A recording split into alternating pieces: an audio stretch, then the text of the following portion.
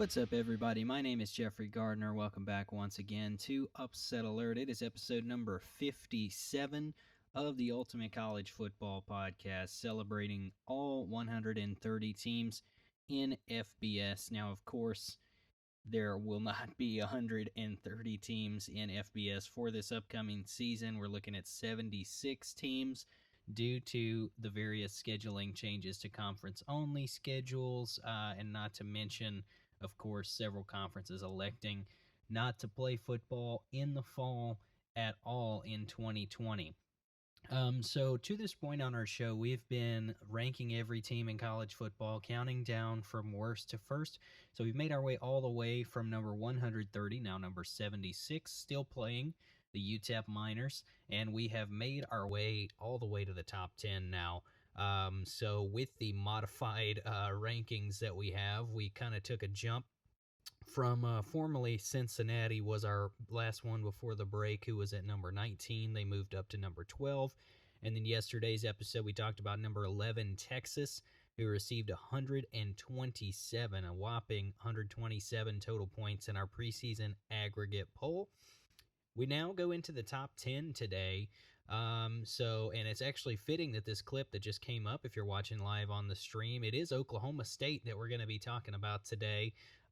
So we've moved to the kind of this live format of the podcast for a little bit, so testing it out. So no fancy audio clips really going on in the background here. But if you're watching live on twitch.tv/robotbraineater, you're seeing some college football video action going on in the background, some highlights from the 2019 season. And just a moment ago, they actually showed a nice Oklahoma State touchdown play there. So we are keeping it in the Big 12 today after Texas yesterday. Of course, Texas might still not be back. We're not really sure. That's a team that I picked to go 7-2 in the 2020 season, with losses coming to Oklahoma and against Oklahoma State, who we're talking about today, fittingly enough. For those of you who are watching on twitch.tv/robotbraineater, friendly reminder, you can join us in the chat here. It is a bit of an open discussion. I have my kind of run a show that I'm going through over here, but as you want to jump into the conversation, I'd be more than happy to allow you to do so. So if you got questions, comments, concerns, criticisms, just jump into the chat and shout it out, whatever it may be, whether it's something of the clip going on in the background, maybe your team getting burned on 3rd and long, or maybe it is a situation where you have something to say about Oklahoma State. Regardless of what that may be, just let us know in the chat, and we'll include you in this conversation. You'll be a part of the show every day here on Upset Alert. We, of course, are on all your favorite podcast services, but we'll talk more about that later on as well. So without further ado, there's no real college football news to get into today, particularly. Nothing really crazy, I would say, has changed that we know of to this point. So obviously we've now gotten, seems like a lay of the land. At this point, we are 2 weeks from today, from the kickoff of the college football season. So we are really looking at essentially 3 of the Power 5 conferences that are going to be participating, and 3 of the Group of 5 conferences that are going to be participating. We got more into details of this on yesterday's episode, kind of talked about the breakdown of how some of those schedules are going to go, gave you our updated rankings of the 76 teams that will be playing up to this point, and kind of, got into the details, I would say the nitty-gritty of that a little bit on yesterday's episode. So check that one out, episode 56, if you want to see more about that. We did upload the video version to YouTube as well, which we'll also be doing with this episode today, and going forward, for that matter. As long as you guys are interested in the live version, I'll keep doing it. But so really, without getting too much into the nitty-gritty of it again today, we've got the SEC still in play, we've got the ACC still in play, and the Big 12. Those are your 3 Power 5 conferences for fall football in 2020. And then out of the Group of 5, we've got the American Athletic Conference, we've got the Sun Belt, and we've got Conference USA. So outside of a few individual schools like UMass, UConn, folks like that, we've also got the entirety of the Mid-American Conference, the MAC, MACtion, as a lot of people know it, as well as the Mountain West Conference, the Big Ten, and the Pac-12, all opting to kind of punt, for lack of a better word, college football to the spring and play it in a really, they're saying more of a winter season, I think is what they're pushing for. They're hoping to do the season in January so that some of those top tier players like your Justin Fields at Ohio State, guys like that, who are certainly on track for the NFL draft, might have a little bit more of reason to want to stick around and play, as opposed to just kind of foregoing their final college football season and moving straight on to the NFL. So if the thought, I guess, is if they play that season a little earlier in 2021, that they'll be more likely to actually stick around and play and help their teams. For institutions like Ohio State, who seem to have a very good team going into this year, they certainly, stands to reason, want Justin Fields and similar players to play this year rather than just forego the season. Makes more money for everyone involved. I think it's the bottom line there when it comes to those institutions making those kind of decisions. Now, of course, we've got various teams, various schools coming out and announcing what their policies will be on attendance for this fall season. Really, that's not of too much interest to me. Most of them, for the most part, are looking anywhere between 15 and 25 or 30%. I think you see a lot in that 20-25 range. It's nothing particularly of dire interest. Again, just various teams are kind of going a slightly different direction, but more or less going the same way with that, with limited attendance in the fall. But that stuff's not particularly exciting. We're here to talk about games, so we're going to go straight into the talk as we see another Oklahoma State highlight pop up on the screen here again. Fitting, as you see the Pokes score that touchdown, that we are talking about number 10 in our preseason poll, which is just including the fall teams. I will restate, just including the 76 FBS teams playing this fall. Oklahoma State is checking in at number 10 for us with 154 points in the preseason aggregate poll, again across 14 different outlets. So what we're going to do now is take a look at Oklahoma State's schedule from last year and kind of see where they're coming from, and then we'll jump into this year's schedule for the Pokes and see what they're looking like for this upcoming season. Because this, I was kind of getting into it yesterday, but this is one of the sexy picks in the Big 12, I think, this year, where a lot of folks are really high on this Oklahoma State football team. So let's jump into it here.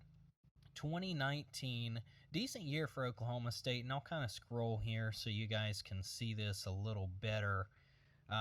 So the 2019, let's get that top frame in there. There we go. So 2019, they were 8-5, 5-4 in the Big 12 last year. So just over 500. The splits are even there: 4-2 at home, 4-2 on the road, and a loss in a bowl game. There is the one neutral site loss. So this was not a Big 12 championship contender or anything like that, but not a bad team certainly last year. A lot of folks, even before half of college football dropped out for the upcoming season, we're still pretty high on this team. I don't know if anyone's really as high on them as they are on Oklahoma, but you can see by our preseason poll, which again is an aggregate of 14 different outlets, including ones such as CBS Sports, ESPN, NCAA.com, etc., that a lot of folks are high enough on this team to put them above Texas. They're checking in one spot above Texas on our preseason poll. So this is a pretty good Oklahoma State Cowboys team.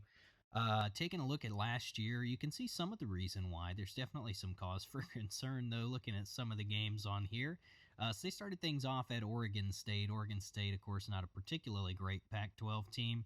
That was a 52-36 win for them right there. You're taking a look at this McNeese State game. That was the one that had the highlight played just a moment ago. McNeese State, of course, an FCS program, not particularly good either. 56-14, so big blowout win there. They won 40-21 at Tulsa, so they start off with their 3 out-of-conference games there.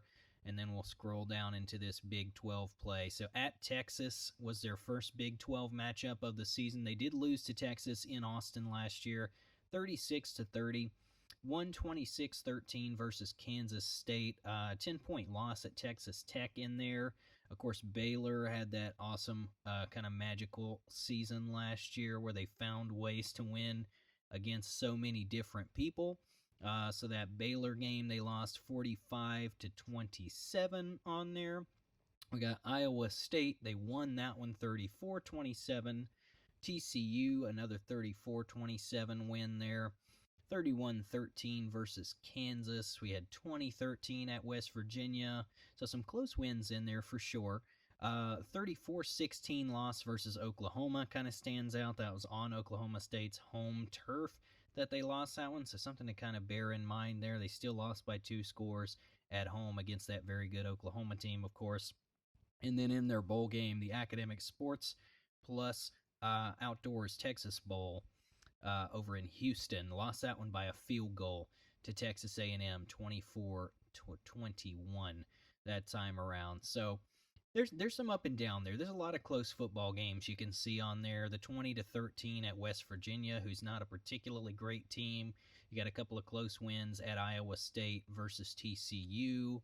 You got a 10-point loss at Texas Tech is kind of a bad one, I think, that sticks out. Texas Tech was not a particularly good team out of the Big 12 last year. But you take a look at this 2020 schedule, and they do have, as a reminder, one out-of-conference game on the regular season schedule in the Big 12 this year. So they're playing 9 Big 12 games, 1 out-of-conference game, so 10 total on the schedule there. Or excuse me, what am I saying? I don't even know what I'm talking about here. So yeah, we got Tulsa on here, and yeah. So nine regular season games. So TCU, Texas Tech, Oklahoma, Kansas State, Texas, Iowa State, Baylor, Kansas, West Virginia, every other team in the Big 12, which is actually 10 teams, as we all know, and then Tulsa. Just losing my train of thought there for a moment. Got derailed a little bit. So let's start off here. This September 12th game, the Big 12 starting earlier, of course, than the SEC, for example, who won't start until September the 26th. They start off with a couple of home games here. So September the 12th versus Tulsa. Tulsa's an okay team, I think at best, is the way I would describe them. They're not a terrible team. We've seen them compete with some good teams in their conference, but coming to Stillwater, I don't know if that is a team that's really going to give Oklahoma State too much of a challenge in the first game of the regular season. Of course, I think in week 1 of this season, anything is possible. Perhaps even more so than usual, just given the kind of, I don't know what the word is, even just the bizarre nature of this offseason. It's definitely going to be one to remember, a different offseason, different preseason than ever before, and it'll be a different season than ever before as well. So anything can happen, but I definitely don't see Tulsa really coming in to Stillwater and stealing a win from OK State. They do have a bye week. A lot of the Big 12 teams seem to have this year. They have a non-conference game to kick off and then a bye week, I guess kind of just to make sure that they have time to adjust to the kind of new aspect of playing football this year, the new safety policies and everything like that. So it's kind of a just in case. They're giving themselves an extra week, I guess, in case anyone after that first non-conference game pops any positive tests or anything like that, I suppose is the idea there. September 26th versus West Virginia. Not a bad way to kick off Big 12 play. West Virginia's kind of a lower middle tier. They're not as bad as Kansas, but they're definitely not as good as Texas or Oklahoma or anyone like that. So West Virginia's kind of a mid-tier team, probably below average in the conference. So that looks like a win for OK State to me, too. That's another home game. October the 3rd, they're going to have their first road game. They're at Kansas, and I say it every time Kansas comes up on the podcast. Kansas is almost impossible to predict for me. I just saw an interesting quote today from Les Miles, where he's saying that he's going to let the coordinators coordinate, right? He trusts the coordinators. They're there for a reason. And isn't that the same thing that he was saying at LSU for literally every season? It seemed like he was, oh, this is going to be the year. The offense is going to be different. It's more explosive this year. We're spreading things out. I'm trusting the coordinator to call the plays, that kind of thing. And it just never happened. And so I don't have any faith that it's going to happen for Kansas either. Kansas is a bad football team, straight up. Um, they just historically are not a good football program. They don't have much talent now. I don't trust Les Miles as a coach at all. I don't trust him to let go of the reins. So I do think his kind of vanilla imprint, fingerprint, whatever you want to call it, is going to still be on that offense. So Kansas is just, they're going to be that boring, kind of stale, bad Big 12 team again. And in a year where they play, for the most part, other than one game, a conference only schedule, it could get real ugly for Kansas this year. That October 3rd game is no exception. OK State's going to roll to 3-0, I think. They then get a bye week, though, the weekend of October 10th, which is actually nice because October 17th, they start one of the tougher stretches of the season for them. October 17th, they're at Baylor in Waco, Texas. This is the Baylor team that everyone continues to sleep on. And I talked about this a little bit on yesterday's episode, but when we had 130 FBS teams that were being voted on, our preseason aggregate poll, Baylor got just 7 total points across 14 polls. So 7 or less outlets voted for them to even be in the top 25. And this is a team, friendly reminder, I know they got beat by Georgia in the Sugar Bowl, but this team went to the Sugar Bowl last year. They almost won the Big 12 last year. And I just have a hard time convincing myself that enough has changed at Baylor from one season to the next that they're going to go from the Sugar Bowl to an unranked team. I just don't think they're that bad. Now with the various Big 10 and Pac-12 etc. teams dropping out, Baylor has moved up in our rankings to 21 from 33. So they are considered a top 25 team in our preseason poll now. I think they still are underrated though. Most likely, I think this Baylor team is better than people are giving them credit for. Some teams that they're ranked below, for instance, include Louisville, Kentucky, Tennessee, and Iowa State. I just feel like this Baylor team, people are sleeping on a little bit too much. They did it last year, obviously. Everybody every week say, okay, Baylor snuck by again. They're not going to win again, though. They're not going to win next week. They're not going to play Oklahoma close, which they did. They didn't win, obviously, but yeah, I mean, this was a really great Baylor team last year, and I think a lot of folks are forgetting that. Obviously, they have a different head coach this year. They have some talent turnover, but most big teams do. And I have faith that this Baylor team is going to, at the very least, be better than 21st in the country out of 76. I think this is a pretty respectable Baylor team. And, looking at this game, I have a hard time. I'm going back and forth on this one a little bit. October 17th at Baylor. I think I like Baylor to win this game. I think I like the Baylor Bears in that game. These teams aren't too far off for me in terms of talent level. I think OK State might be a little overrated coming into this year. I think Baylor's a little underrated. Maybe October 17th after that bye week is a time for the Bears to show that they're still here to play for real in the Big 12. I don't think they're a Big 12 champion or anything like that this year, but Baylor's still a pretty darn good football team, and I like them to win that one. October 24th versus Iowa State. So Iowa State, again, we just mentioned, is a team ranked higher than OK State, ranked higher than Baylor, not ranked higher than OK State. Iowa State checks in at number 14 on our preseason poll. So Iowa State, pretty good football team, obviously. You like that OK State gets them at home this year, even if there isn't much in the way of a home field advantage there. I do still think there is some natural home field advantage. I like OK State to win that game. I don't have a ton of analysis on that one in the way that I kind of went in depth on the Baylor game. I just have a gut feeling that Oklahoma State's going to win that one personally.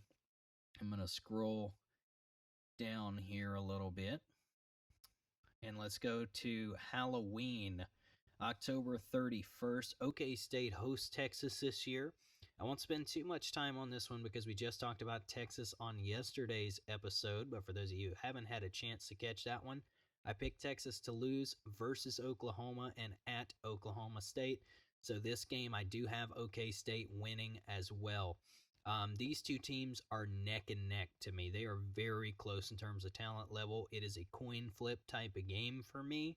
I do think Texas might have a slight edge in overall talent, but I just think Oklahoma State is going to come in with more kind of motivation, I guess, on this day to topple one of the top teams in the conference, especially if they do lose that game at Baylor. I think they'll have something to prove here, and I think Halloween will be a very scary day if you're a Texas Longhorn.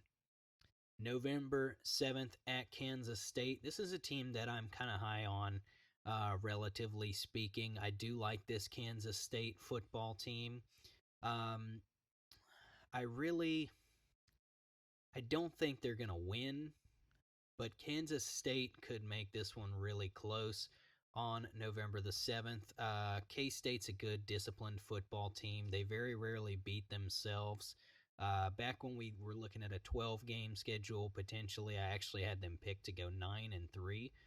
So from an unranked team to going 9-3 in a Power 5 conference certainly would have put them in the top 25. I think I might have fallen off a little bit on them, but I'm still pretty high on this K-State team. It is a tough schedule to whatever extent that the Big 12 is tough for them, so I don't think I'm quite as high on them. I think the attrition of having to play Big 12 opponents back-to-back every single week pretty much is going to be a little tougher on the Wildcats, so I do think I'm going to pick Oklahoma State to win at Kansas State on that day. So just as a review to this point, I only have OK State losing at Baylor thus far. So losing at Baylor, winning versus Iowa State, winning versus Texas, winning at Kansas State.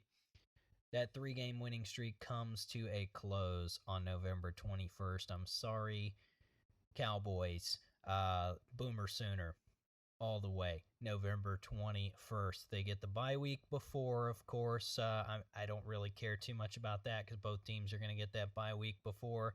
The game is played in Norman, and Oklahoma did beat OK State last year. I go back and forth on this one a little bit, but I like Oklahoma to win that one. I just don't really see it happening for OK State. I think they might come in and compete. They certainly will still have everything on the table. I think even if they did lose, say, for example, against Texas or Iowa State, in addition to that game at Baylor, they'll still be in the Big 12 championship conversation on November 21st coming into that game at Oklahoma. I think after that game, it's going to be really tough for them if they come out of there with another loss. Just considering that I think Oklahoma, Texas, Baylor, they're all going to be right there. They're all going to be right there, really. So it's going to be tough. It's going to be a 4-team race in the Big 12, really, for me this year between Oklahoma, Texas, Oklahoma State, and Baylor. Baylor might be the weak link of those, but I do like the Bears to spring that upset, like I mentioned on OK State. So let's give that one to the Sooners. November 28th, OK State's going to host Texas Tech. Texas Tech is not great. I'm not hesitating to think about who's going to win that one. I'm just hesitating to think how to delicately put this, how to flower up the words a little bit. I think OK State wins there, and it's probably not particularly close. That's probably a revenge game. Of course, you could make the argument maybe they're beat up after the Oklahoma game. Maybe they're physically and mentally and emotionally exhausted coming into that game with the Red Raiders. I don't think it's really going to matter too much. I like OK State to win that one November the 28th. December 5th at TCU. Now, here's an interesting one to me because TCU is not a bad football team. A lot of folks are not thinking about TCU. TCU has an opportunity on December 5th. They probably won't have an opportunity to play in the Big 12 championship game. I just don't think they're to that level this year. But they have a home game on December 5th in which they have the opportunity to play spoiler. And I got to tell you, part of me is just saying, I think, I really think that this TCU football team is capable of springing an upset on this day.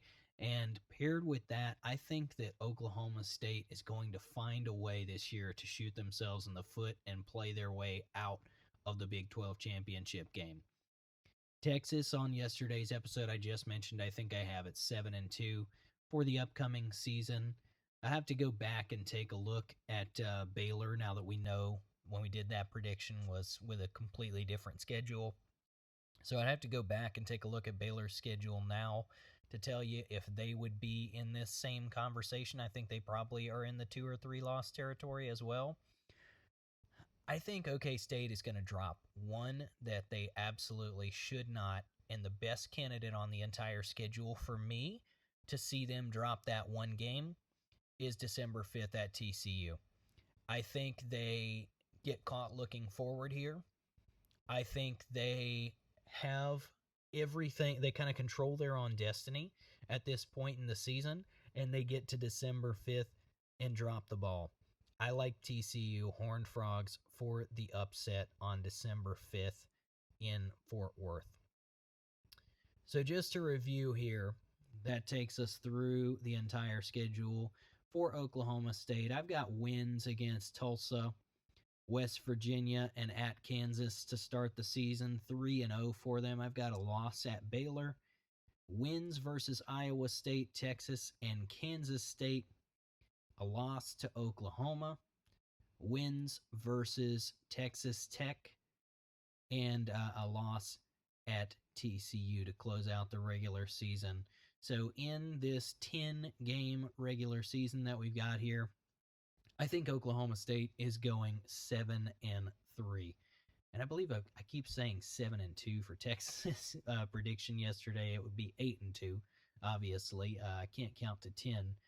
That's part of the reason why I'm not doing a math show here. But yeah, Texas yesterday's episode ranked one spot below Oklahoma State. I am a little lower on Oklahoma State than that, so I do think they are one game worse than the Texas Longhorns. I do think that they beat Texas, as I mentioned on here. I think they win, or excuse me, I think they lose at Baylor, at Oklahoma, and at TCU.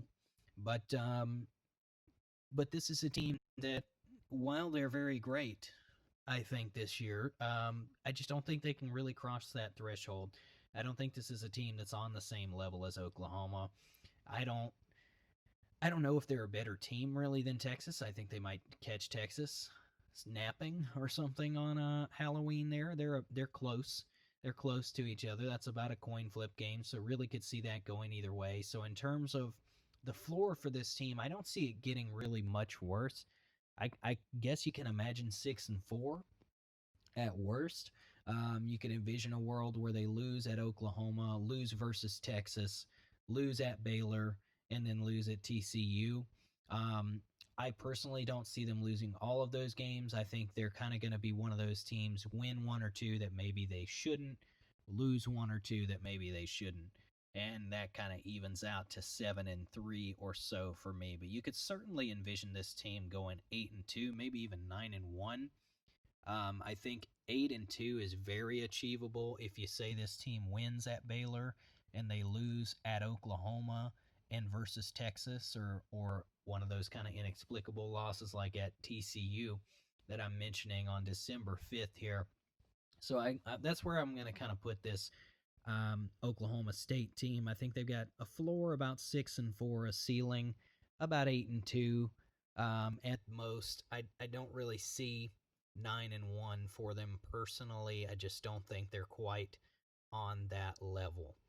Um, but yeah, all of that being said, as I was saying earlier, we're on pretty much every podcast service that you can think of. We're on Apple Podcasts, we're on Spotify, so check us out on there at Upset Alert Pod on Twitter. We are hashtag Upset Alert as well, of course, on Apple Podcasts. If you do subscribe to us on there, please make sure to take the time. Leave us that 5-star review. We appreciate it greatly. Helps us get more eyeballs and more ears on the podcast so we can keep making this awesome content for you. Hopefully, it's awesome anyway. Please do follow us on Spotify. We're on everything, though. So Google Podcasts, Stitcher, Deezer, whatever you listen to podcasts on is where we will be waiting for you there. And of course, we're live here. Currently, we're doing kind of a trial period on twitch.tv/ Robot Brain Eater. We are doing a little bit of a trial run here, doing the podcast live on video and uploading it to YouTube.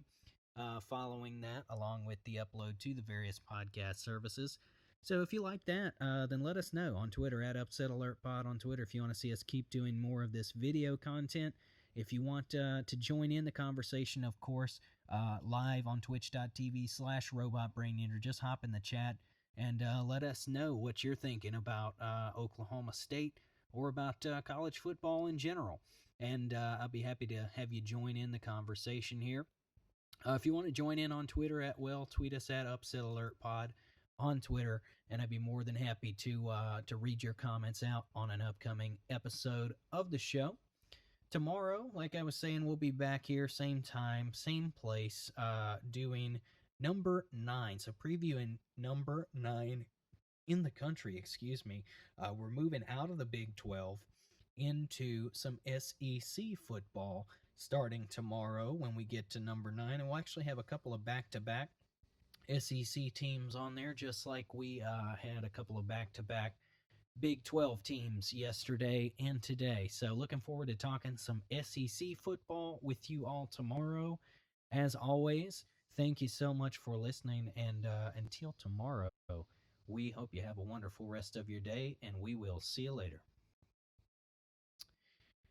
And thanks again. We just wrapped on our podcast version. Thank you again to everyone joining us in twitch.tv/ Robot Brain Eater. If you are in the comments, feel free to give us a shout. I'll hang around for a couple of minutes here and see if anybody has any questions, comments, or concerns regarding Oklahoma State football or otherwise as we get some video highlights playing here. But hi.